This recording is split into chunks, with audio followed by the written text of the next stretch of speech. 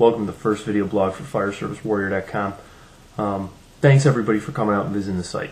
Since this is really my first chance to say hello, appreciate everybody that's coming out, looking at the site, leaving their feedback, leaving their comments, contributing to the discussion. The idea here behind these video blogs is that I want to start talking about what this whole thing is really about, where it comes from, and where I hope we can go with this idea of a fire service warrior ethos, and what I hope that can do for us in the fire service. A little bit about me first. I'm in my 14th year in the fire service. Started out as a part-time firefighter, paid on call, in a small suburb just south of Chicago. Spent a little over 4 years there. Went out and took a part-time position with a department in DuPage County. Learned quite a bit through those experiences, and just over 5 years ago now, was really blessed to find myself with a career position with a department in the south suburbs, South Cook County. This is the best job in the world. I've done it paid on call, I've done it part-time, I'm now blessed to do it career. And I absolutely love being in the fire service. And I hope that comes through in the writing and in the teaching and everything else. So, what I realized over time was that what these mentors that we've had for years have talked about is absolutely true. Firefighting is a combat position. It's an inherently dangerous job. We go running into burning buildings, an environment that's conspiring to kill us from the get-go.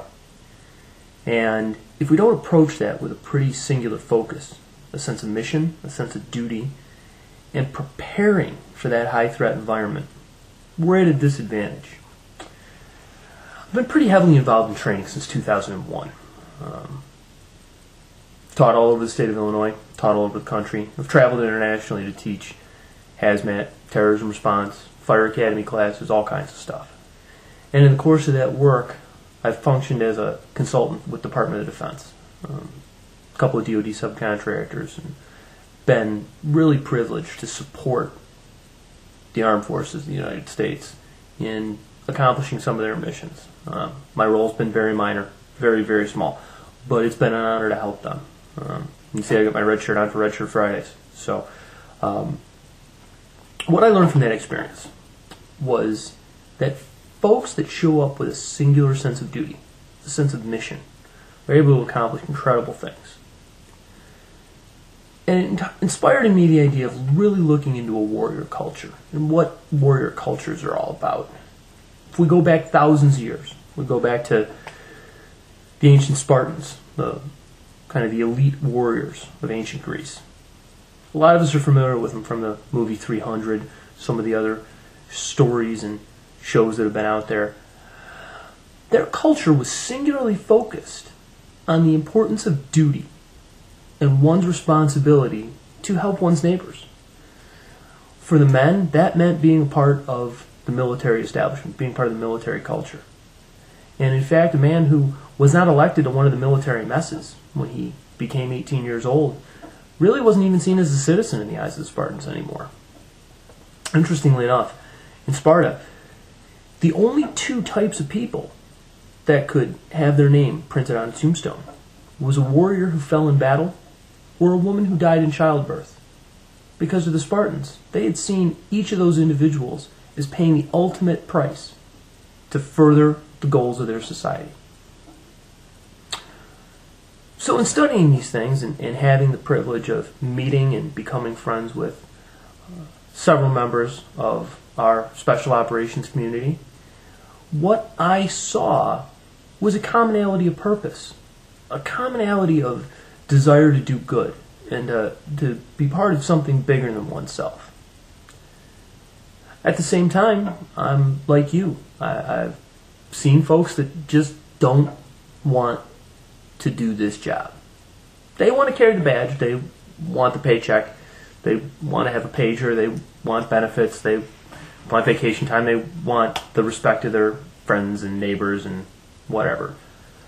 But they don't necessarily have that burning fire, that burning desire to stand between their neighbors and unrestrained fire. I don't know, maybe it sounds hokey, but I really believe that's an important mission. And I know most of you that are watching this feel the same way.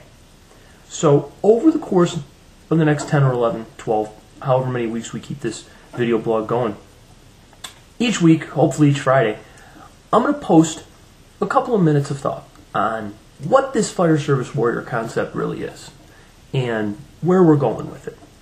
We're going to talk about each of those points in the ethos that I've posted so far. And I hope that that can be a jumping off point.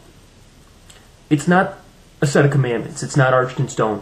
It's not something to be held up on a mountaintop and shouted as being the end-all be-all. It's an idea.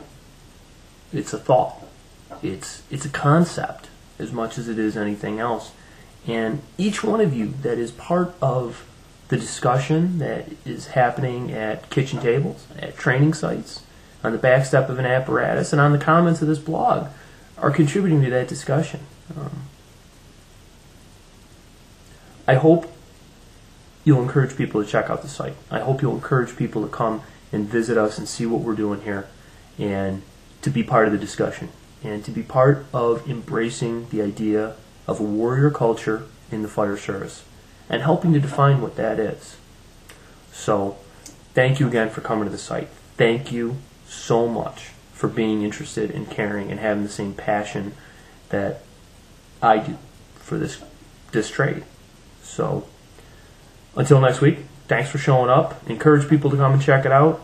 Next week, we're going to start tackling that ethos and what each of those steps means. And we'll see where video blogging goes from there. Who knows? It could end in utter disaster. But we're going to try and keep it working. So, cheers. Thanks for coming out. And have a great day.